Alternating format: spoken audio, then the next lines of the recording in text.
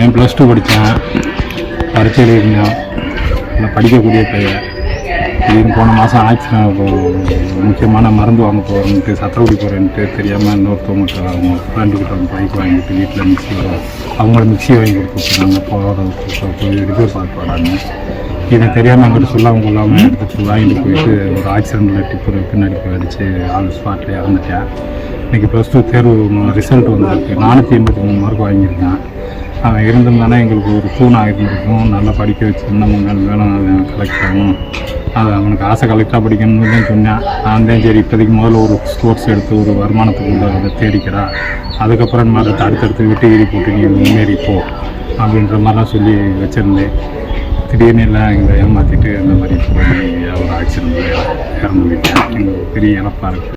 செய்திகளை உடனுக்குடன் தெரிந்து கொள்ள கீழ்கண்ட கேபிள் மற்றும் டிடிஹெச் நெட்வொர்க்குகளில் எம்நாடு செய்தி தொலைக்காட்சியை காணுங்கள். பாதகம் செய்பவரை கண்டால் நாம் பயம் கொள்ளலாகாது பாப்பா.